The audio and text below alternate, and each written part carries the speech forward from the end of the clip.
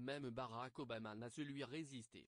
Début janvier, comme tous les ans depuis l'époque où il siégeait dans le bureau ovale, l'ancien président des États-Unis partage sur Facebook la liste des livres et des morceaux qui l'ont emballé au cours de l'année passée.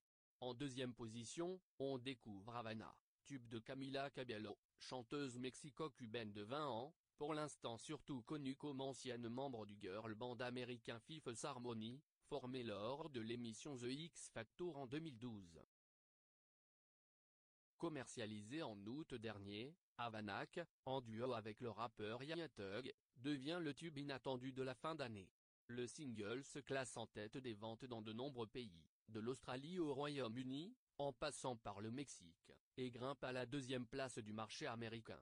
Le clip dépasse, quant à lui, rapidement les 400 millions de vues sur YouTube.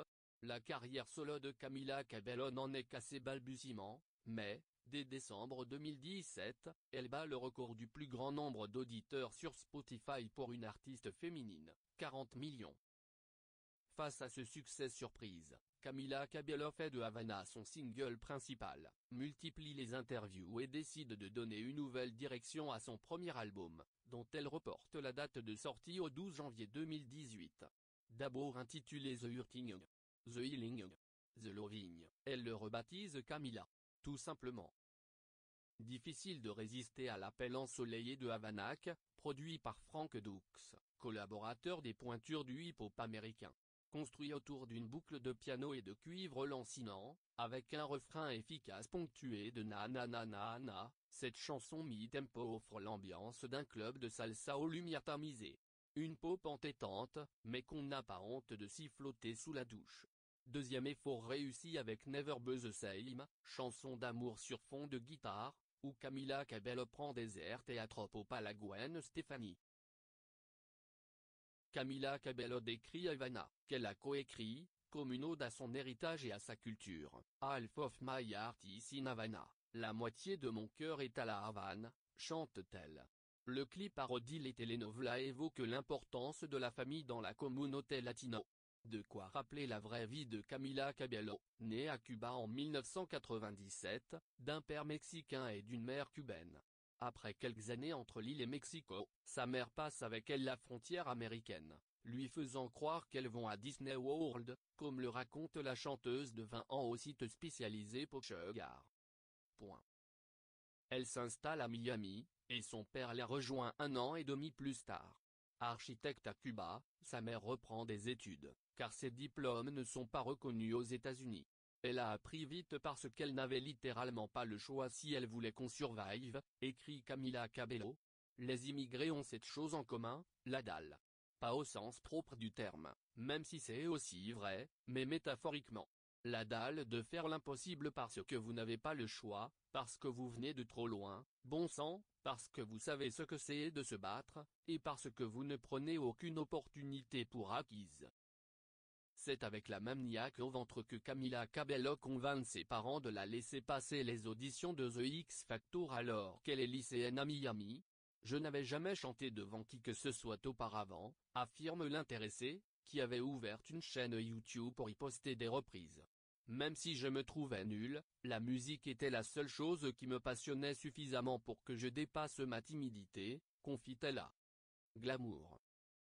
La petite famille se rend en Caroline du Nord pour l'accompagner, mais la liste des candidats est de plus en plus longue, et les chances de passer devant le jury s'amenuisent.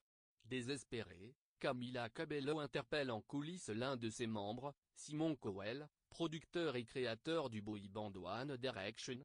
Elle obtient gain de cause. Face à Britney Spears, Demi Lovato, Simon Cowell et Ella Reid, l'adolescente de 15 ans ne se démonte pas et interprète Respect, chanson emblématique Aretha Franklin. Elle est associée à 5 autres candidates pour former le girl band Fifth Harmony.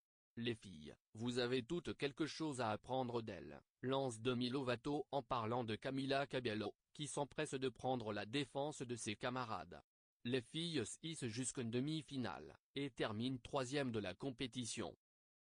Sitôt sorti de The X Factor, le girl band sort 2 albums studio coup sur coup, Réflexion, 2015, et 727, 2016, et se produit même à la Maison Blanche.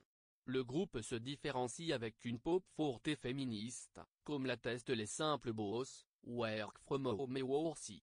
Le succès est au rendez-vous, cette 27 dépasse le million d'exemplaires vendus. Demi Lovato ne s'était pas trompé. Camila Cabello s'impose rapidement comme la chouchoute des harmoniseurs.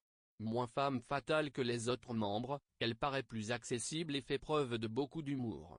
Les gens, je ne sais pas comment vous le dire et je sais que ça va vous choquer, mais il faut que je sois honnête avec vous. Je ne me suis pas douché depuis l'année dernière, plaisante la chanteuse sur Twitter, le 1er janvier 2018.